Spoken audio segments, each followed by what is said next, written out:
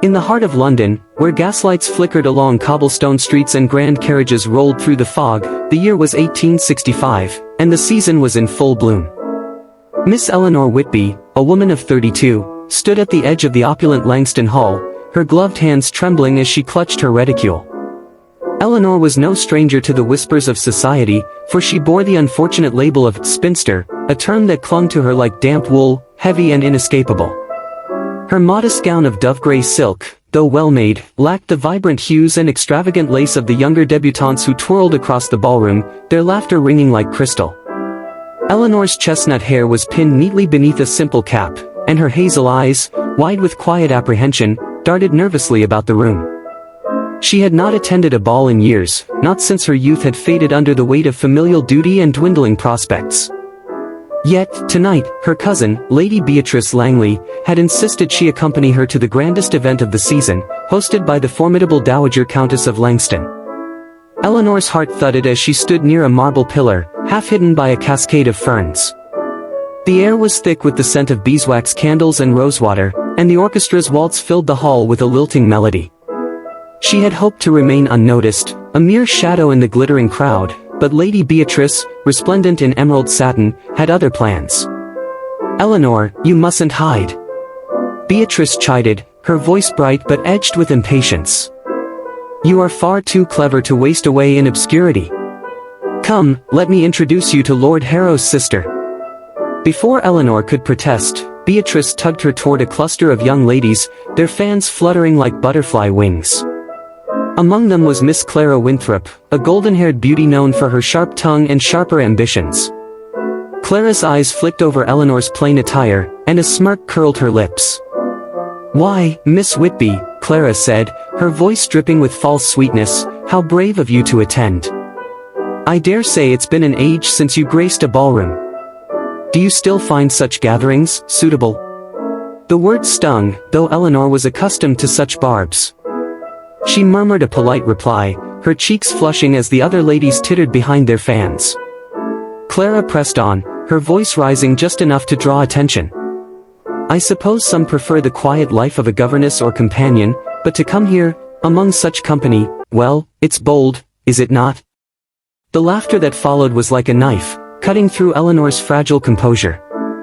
She excused herself, retreating to the shadowed alcove near the refreshment table, her breath shallow. She had endured worse in her youth, her father's debts, her mother's illness, the loss of their family estate, but this public humiliation burned anew. As she sipped a glass of lemonade, trying to steady herself, she overheard a group of gentlemen nearby, their voices low but not low enough. "The Whitby girl? A pity, really. Plain as a sparrow and twice as timid," one said, chuckling. Eleanor's fingers tightened around her glass, her heart sinking further into the familiar ache of rejection. Unbeknownst to Eleanor, a pair of keen blue eyes watched her from across the room. Sir Nathaniel Blackwood, a knighted gentleman of considerable wealth, stood near the fireplace, his broad shoulders clad in a finely tailored coat of midnight blue. At 38, Nathaniel was a man of mystery, having amassed a fortune through shrewd investments in the burgeoning railway industry. His dark hair was touched with silver at the temples, and his strong jaw was softened by a warm, thoughtful expression. He had no patience for the petty cruelties of high society, having risen from modest beginnings himself. Nathaniel's gaze lingered on Eleanor, noting the quiet dignity in her posture despite the flush of embarrassment on her cheeks. He had heard of the Whitby family's misfortunes, and something in Eleanor's resilience stirred his curiosity, and his compassion. As the orchestra struck up a new waltz, Nathaniel made his way toward the alcove, his steps purposeful yet unhurried. Eleanor, lost in her thoughts, did not notice him until he stood before her, his presence commanding yet gentle. "Miss Whitby, I presume," he said, his voice a low, reassuring baritone. Eleanor started, nearly spilling her lemonade. "Why yes, sir," she stammered, her eyes meeting his for a fleeting moment before dropping to the floor. "I am Sir Nathaniel Blackwood," he continued, offering a slight bow. "I wondered if you might honor me with a dance." Eleanor's breath caught. A dance? With her? The room seemed to spin, and she wondered if this was some cruel jest. Yet, Nathaniel's eyes held no mockery, only a quiet sincerity that made her heart flutter with an unfamiliar hope. Eleanor hesitated, her mind racing with doubts. She was no dancer, not anymore, and the thought of stepping onto the polished floor under the scrutiny of the ton was daunting. I fear I am out of practice, sir, she said softly, her voice barely above a whisper. Nathaniel smiled, a warm curve of his lips that seemed to banish the chill of her earlier humiliation. Then we shall make it a simple dance, Miss Whitby. I assure you, I am no expert myself. His tone was light, but there was a steadiness in his gaze that made Eleanor feel seen, not as a spinster or a wallflower, but as a woman worthy of notice. Against her better judgment, she placed her trembling hand in his, allowing him to lead her to the edge of the dance floor. The waltz was slow and graceful, and Nathaniel guided her with a gentle confidence that eased her nerves. As they moved, he spoke of trivial things, the beauty of the chandelier's glow, the crispness of the autumn air outside, but his words were laced with a warmth that made Eleanor feel at ease. For the first time that evening, she forgot the mocking laughter and cruel whispers. You seem ill-suited to the harshness of this place, Nathaniel remarked as they turned, his voice low. I wonder what brings you here tonight. Eleanor's lips parted, surprised by his directness. My cousin, Lady Beatrice, insisted, she admitted. She believes I should rejoin society. Nathaniel nodded, his expression thoughtful. And do you wish to rejoin it, or do you seek something else entirely? The question caught Eleanor off guard. No one had ever asked her what she wanted, not since her father's debts had forced her to care for her ailing mother and abandon her own dreams. I am not certain, she said, her voice faltering. I suppose I wish to feel less alone. The admission slipped out before she could stop it, and she blushed, expecting ridicule. But Nathaniel's eyes softened. Loneliness is a heavy burden, he said quietly. But it is not one you must carry forever. The music swelled, and for a moment, Eleanor felt as though they were the only two people in the room, the world reduced to the rhythm of their steps and the warmth of his hand. As the dance ended, Nathaniel escorted her back to the alcove, bowing deeply. Thank you, Miss Whitby, for the honor, he said, his voice sincere. Before she could respond, Clara Winthrop appeared, her fan snapping open with a flourish. Sir Nathaniel, how charitable of you to entertain the less fortunate, she said, her smile venomous. Miss Whitby must be quite overwhelmed by such attention. Eleanor's face burned, but before she could shrink away, Nathaniel's voice cut through the air, calm but firm. Miss Winthrop, I find it curious that one so accomplished in charm should lack it in kindness. Miss Whitby's grace far surpasses the fleeting glitter of this room. Clara's smile faltered, and the onlookers nearby fell silent, stunned by the rebuke. Eleanor stared at Nathaniel, her heart pounding with a mixture of gratitude and disbelief. Nathaniel offered Eleanor his arm, guiding her away from the gaping crowd. Pay them no mind, he said softly as they walked toward the terrace, where the cool night air offered respite.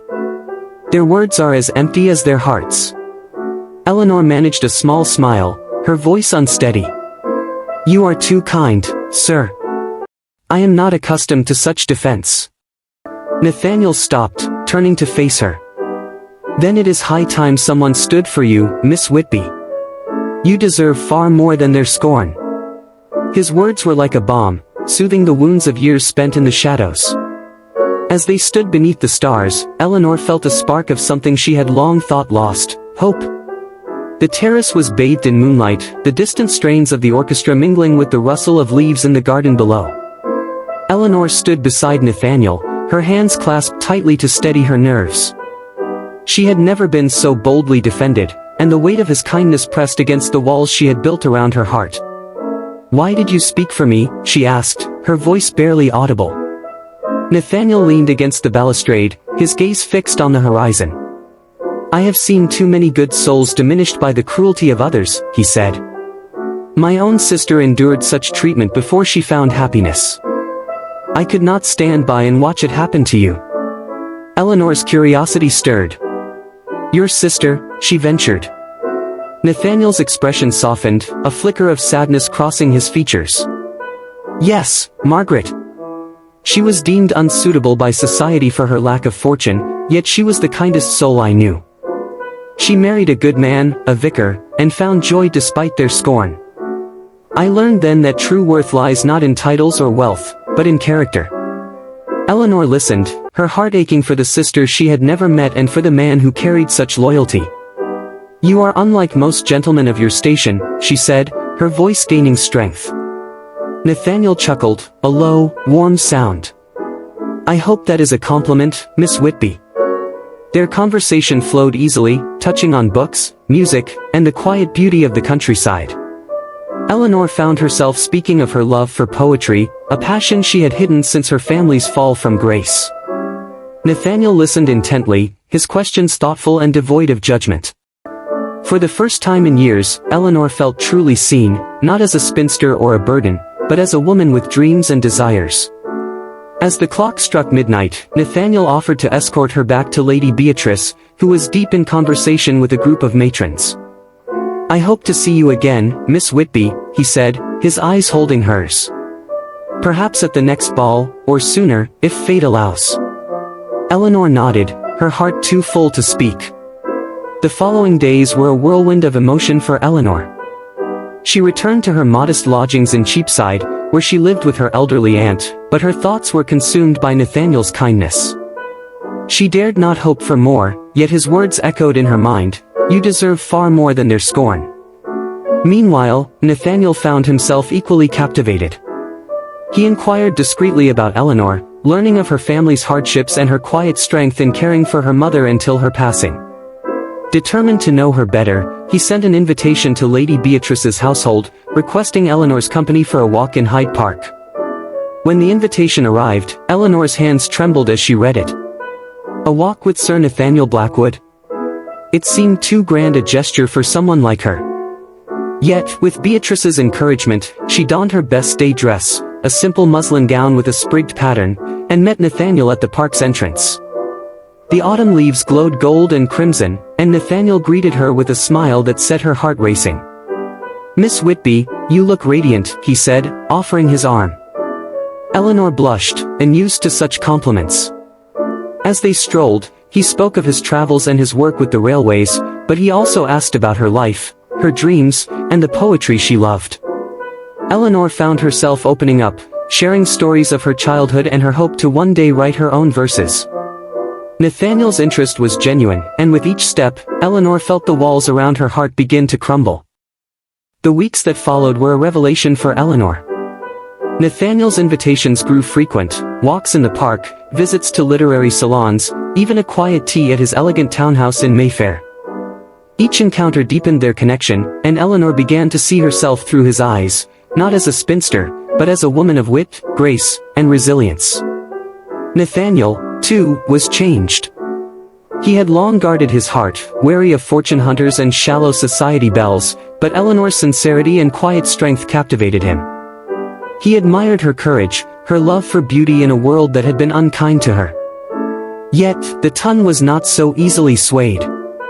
Rumors swirled about the unlikely match between the millionaire knight and the penniless spinster. Clara Winthrop, ever eager to stir trouble, spread whispers that Eleanor was a mere opportunist, chasing Nathaniel's fortune. At a musicale hosted by Lady Beatrice, Clara confronted Eleanor directly, her voice loud enough to draw attention. "Miss Whitby, how fortunate you are to have caught Sir Nathaniel's eye," she said, her tone laced with venom. "One wonders what charms a woman of your station could offer." The room hushed, and Eleanor's face burned with shame. Before she could respond, Nathaniel stepped forward, his presence commanding. "Miss Winthrop," he said, his voice cold, "your insinuations reflect poorly on your character, not Miss Whitby's. Her virtues are worth more than all the gold in London." The crowd murmured, and Clara retreated, her face pale. Nathaniel turned to Eleanor, his eyes softening. "Forgive me for the scene," he said quietly. "I will not allow you to be disrespected." Eleanor's heart swelled, but doubt lingered. Could she truly belong in his world? That evening, as they stood in the garden, she voiced her fears. "Sir Nathaniel, I am no match for you. Society will never accept me." Nathaniel took her hands, his grip warm and steady. Society's approval means nothing to me, he said. You, Eleanor, are the only approval I seek. I love you, not for wealth or status, but for your heart, your mind, and your unyielding spirit. Eleanor's breath caught, tears prickling her eyes. Love? It was a word she had scarcely dared to dream. Before she could speak, Nathaniel knelt before her, his eyes earnest. Miss Eleanor Whitby, will you do me the honor of becoming my wife? Time seemed to stop, the world narrowing to the sincerity in his gaze. Eleanor's fears melted away, replaced by a certainty she had never known. Yes, she whispered, her voice trembling with joy. Yes, I will. The news of Sir Nathaniel Blackwood's engagement to Miss Eleanor Whitby sent shockwaves through London society. The town buzzed with speculation, some decrying the match as scandalous, others quietly admiring Nathaniel's defiance. Lady Beatrice, delighted by her cousin's happiness, threw herself into planning a wedding that would rival the season's grandest events. Eleanor, though overwhelmed, found herself swept up in a tide of joy. Nathaniel was attentive and kind, insisting that she choose every detail, from the lace on her gown to the roses in her bouquet. This is our day, Eleanor, he said, his voice warm. Let it reflect your heart. The wedding took place in a quaint chapel near Nathaniel's country estate, surrounded by rolling hills and blooming gardens. Eleanor's gown was a vision of ivory silk, adorned with delicate embroidery, and her hair was crowned with a circlet of pearls. As she walked down the aisle, her eyes locked with Nathaniel's, and she saw only love, no trace of the judgment she had feared. The ceremony was simple yet profound, their vows a promise of partnership and devotion. When Nathaniel slipped a gold band onto her finger, Eleanor felt the weight of her past lift, replaced by the lightness of hope. The reception was held in the estate's grand hall, where guests danced beneath crystal chandeliers and toasted the couple's happiness. Even Clara Winthrop attended, her demeanor subdued, and Eleanor, in a moment of grace, offered her a kind smile. As the evening drew to a close, Nathaniel led Eleanor to the terrace, where the stars glittered above. You have made me the happiest man in England, he said, pulling her close. Eleanor smiled, her heart full. And you have given me a life I never dared to dream, she replied. In the months that followed, Eleanor and Nathaniel built a life together, filled with love and mutual respect. Eleanor began to write poetry again, her verses published under a pseudonym to critical acclaim. Nathaniel supported her every endeavor, proud of her talent and strength. Together, they hosted gatherings for those overlooked by society, artists, scholars, and those of modest means, creating a circle of warmth and acceptance.